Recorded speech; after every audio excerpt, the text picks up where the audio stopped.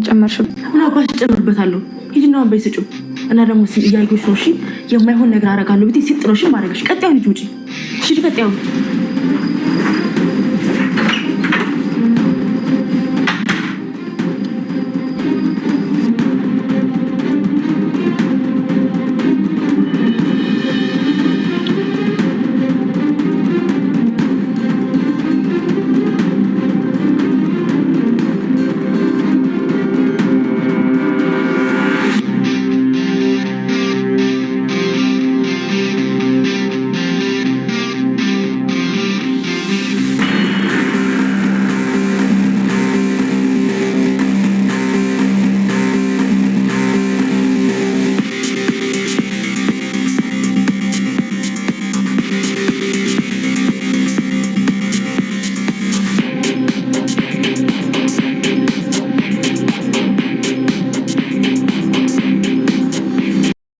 ተከታታዮች በያላችሁበት ሰላማችሁ ይብዛ እያልኩ እንግዲህ በዛሬው ክፍል በዳጣ ድራማ በክፍል 78 ምን ሊፈጠር ይችላል የሚለውን ይዤ መጥቻለሁ ማለት ነው። ላይክ፣ ሼር፣ ሰብስክራይብ ማድረጋችሁን አትርሱ።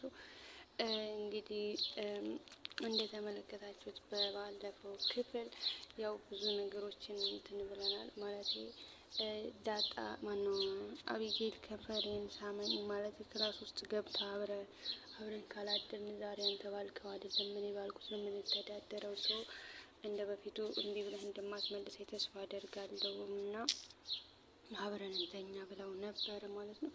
እንግዲህ አቢጌል የምታስበው ነው የምትፈልገውን ነገር ለማሳካት ብዙ መንገዶች ትሄዳለች ማለት ነው። በጣም ብዙ ጉዞ ትጓዛለች ማለት ነው።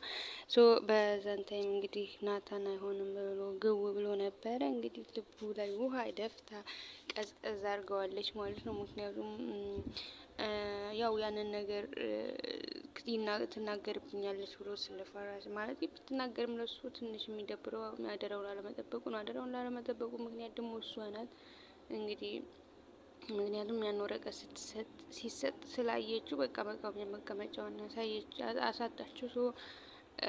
እንግዲህ በዛ እያስፈራራችው ነው ማለት ነው። እንግዲህ እሱም እንግዲህ ሁሉ ነገር ይደርሳል ቀስ በይ ተረጋጊ ምናምን ሲላት ያኛውን ሲያመልጣ በሌላ መንገድ ይዘዋለች ማለት ነው። ሌላኛው መንገድ እንግዲህ ሳመኝ ነው።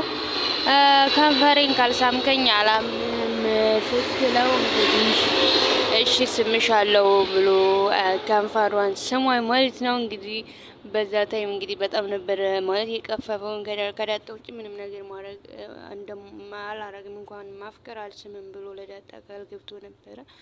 ግን በማይሆን አጋጣሚዎች አንዳንዴ ብቻ በዛ ቅጽበት ተፈጥሯል ማለት ነው። እንግዲህ እሱ ደግሞ ያውቃል እንግዲህ ያችኛዋ እህቱ ናት መሳምም የለበትም ነበር። ግን በብዙ አጣብቂኝ ውስጥ ስለገባ ይመስለኛል ይሄን ነገር ያደረገው። ምክንያቱም በጣም አስጨንቀው ነበር እሷና ለዛ ነው እንግዲህ ምንም ማድረግ አይቻልም። በጣም ደብሮታል። እንግዲህ ሌላው የማስተፋቅሩ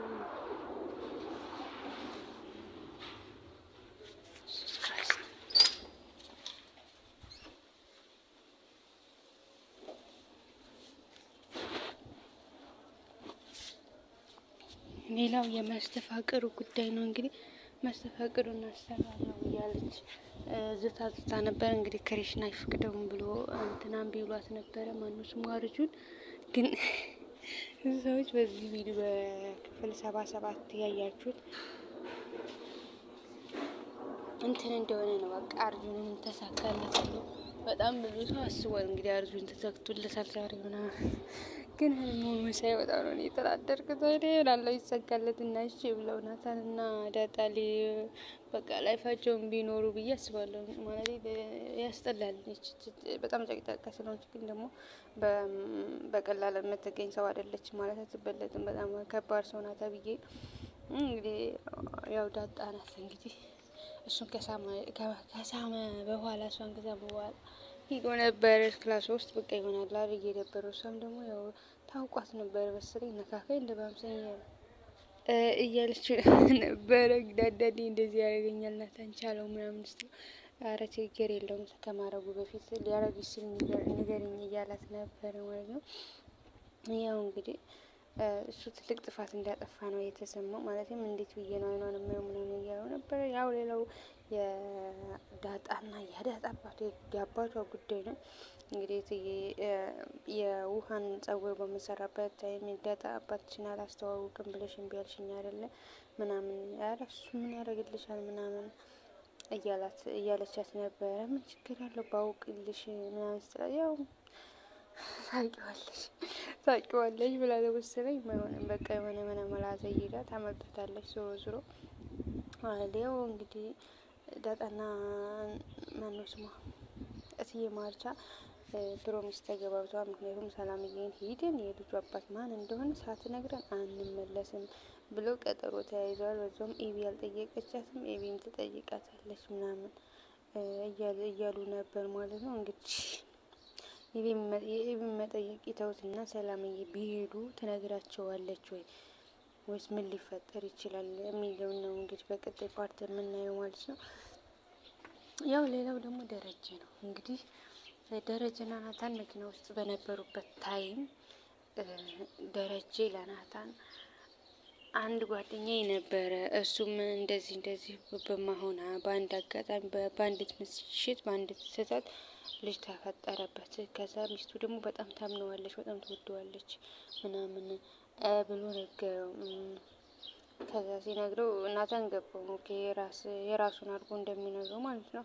እና እንዴት ሊፈጠር ቻለ በሚለው ያው በስህተት ነው። እና ይሄን የተፈጠረውን ስህተት ለሚስቱ ቢነግራት አይሻላል ወይስ አይሻልም?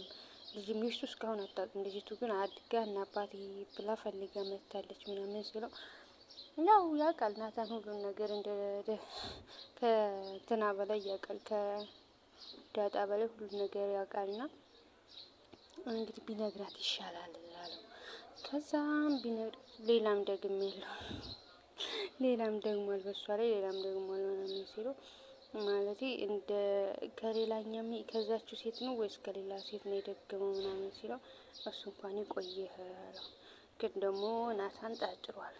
አሁንም የተረገዘው አባት ከሌላ ማለት ኦልሞስት ልጅ ከሌላ እንዳለው ማለት ሁለት ልጅ እንዳለው እንግዲህ አወቀ። ናታን የቀረበት እንግዲህ የሰላም የልጅ አባት የአሁኑ የልጅ አባቷ እሱ መሆኑ ብቻ ነው እንግዲህ የቀረው። ምንም መጠርጠሩ አይቀርም ናታን። በቀጣይ ምን ሊፈጠር ይችላል ማለት እውነት ደረጃ ያውቃል ወይስ ሰላም ትነግረዋለች ለእንትና? ብቻ እትዬ ማርታ ግን የአንዱን ቢያንስ ማወቅ አለባት። ሌላው አቢጌል ናት። አቢጌል እንግዲህ መስተፋቅሩን አሰርታ ይዛ መታለች። ለናታን ለመስጠት ለዛን